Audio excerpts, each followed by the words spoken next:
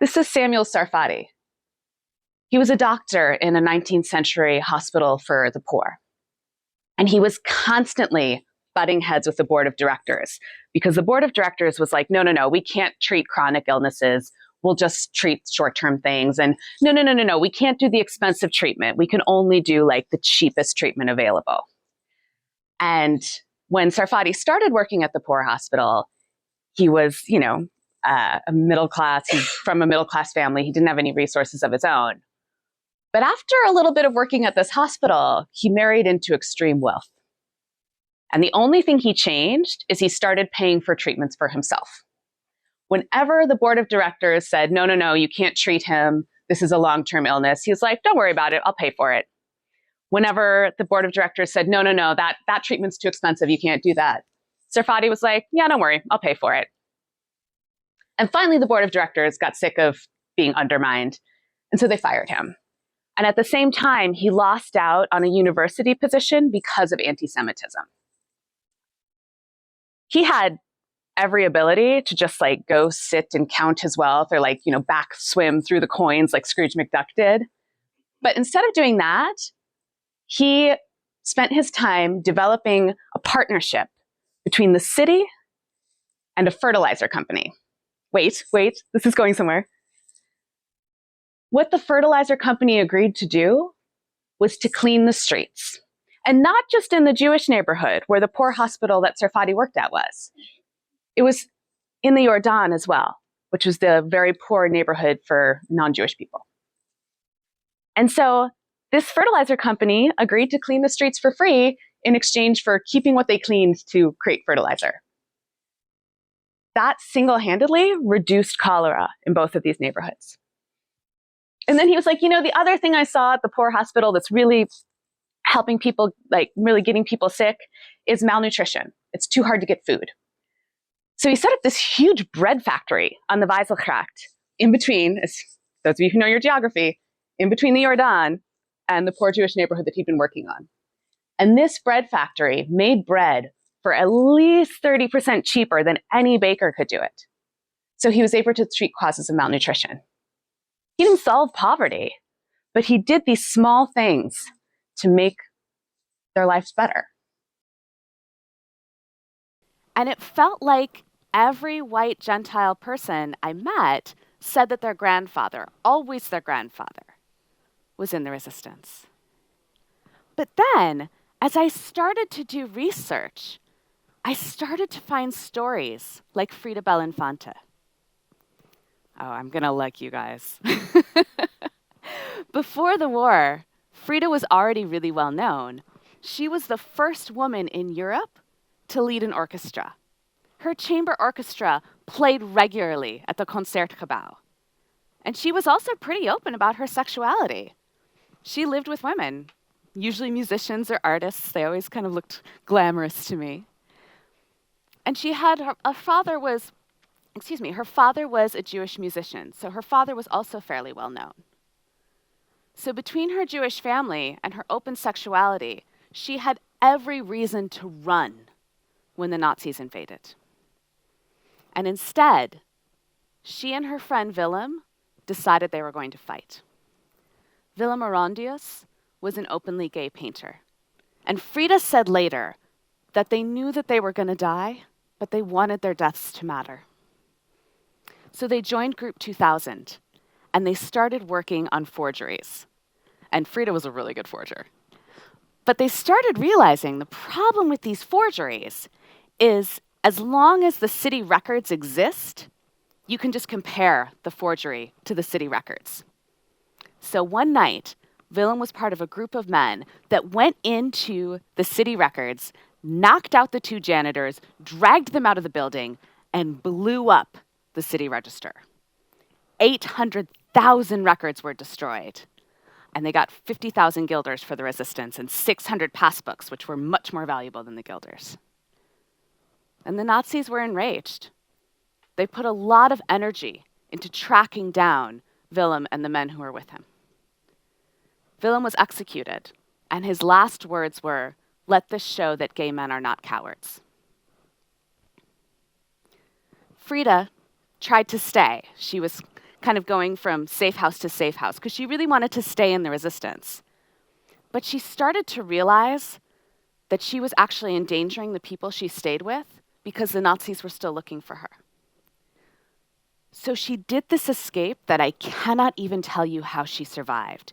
She snuck down the Netherlands, down Belgium, into occupied France. And she made it all the way to this farmhouse about 2 kilometers from the border with Switzerland. And there was a huge blizzard going on. And the couple that owned this farmhouse said, "What are you doing? You have to go back." And Frida said, "There's no back to go to." So she walks in this snowstorm 2 kilometers to the river. And then when she gets to the river, she strips down and crosses this freezing river with her clothes held over her head and gets into Switzerland.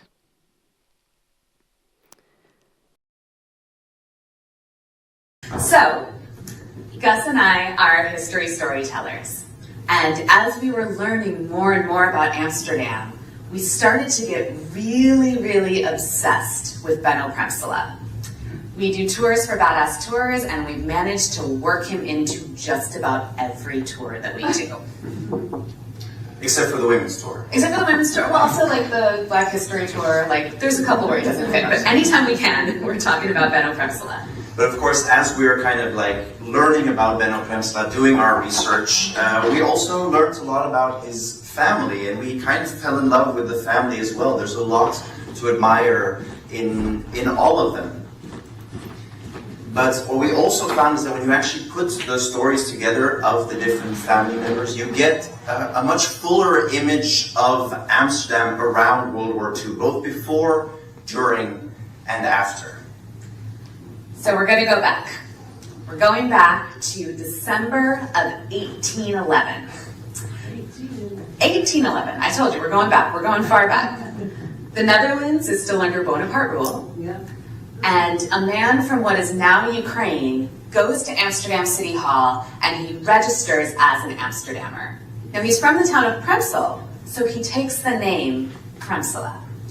And this might have been the first time ever that he had a family name, because in many parts of Europe and throughout history, it wasn't allowed for Jewish people to pass on a family name to their families. What they did instead is a little bit confusing. What happened often was that the father would pass on his middle name to his firstborn son as his firstborn son's first name, and his first name as his firstborn son's middle name. Okay, you can already tell it gets a little bit confusing, and when the Premselas moved to Amsterdam, they continued this tradition. So you can imagine what this has been like for us, following the Meyer Jacob and the Jacob Meyer and the Meyer Jacob and the Jacob Meyer all through the records, but we think we got it straight. Yeah, and there's a lot of amazing family members to see throughout the history. There was this doctor who went to the poor hospital every single day for 20 years because he was the only one who was taking care of disabled Amsterdammers, or at this poor hospital. There was a jeweler who became the jeweler to the royal court.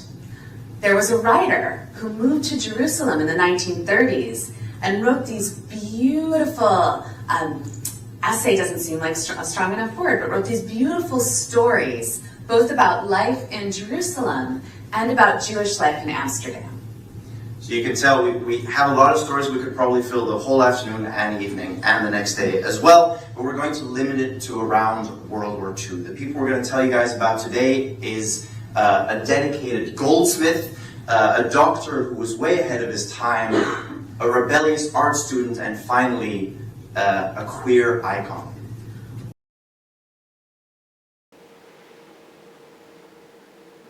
Benno described the end of the war as a kind of liberation. He said, "Nothing worse could happen to me than had already happened." And as some of you may know, he went on to turn himself into a beacon. First, he made himself quite well known through his design. So the Bijenkorf, which you guys all know is this big department store in Dam Square, the Nazis had just run it into the ground, and it looked like one more thing that was going to disappear during the war. But I swear to God, Benno helped revive it by turning the shop windows into these like design centerpieces. I've actually seen footage of people from the country getting off at Central Station and coming down the Domrock just to see a department store window unveiled at the Bijenkorf. There's not a lot to do here during the 1950s. He also designed this lamp that everyone had, and he designed this rug that everyone had. So I want you to imagine it's like 1964.